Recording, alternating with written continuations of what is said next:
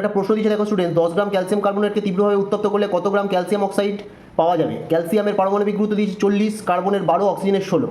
তাহলে এখানে চারটে অপশনের মধ্যে কোনটা কারেক্ট? তাহলে দেখো কীভাবে করা যায়। প্রয়োজনীয় বিক্রিয়াটা কি?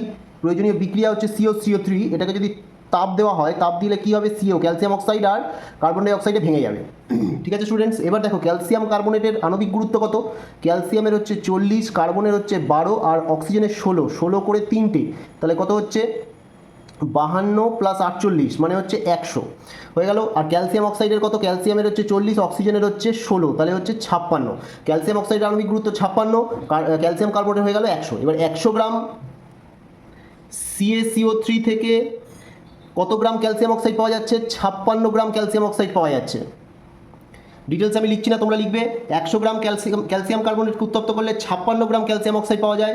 1 গ্রাম ক্যালসিয়াম কার্বনেটকে উত্তপ্ত করলে 56/100 গ্রাম ক্যালসিয়াম অক্সাইড পাওয়া যায়।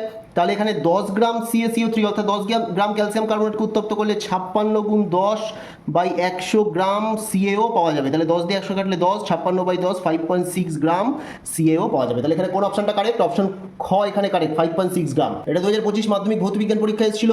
সম্পূর্ণ 2025-এর মাধ্যমিক ভৌতবিজ্ঞান প্রশ্নপত্র এবং উত্তরপত্র যদি পেতে চাও তাহলে কমেন্ট বক্সে আসো, লিঙ্ক দেওয়া আছে।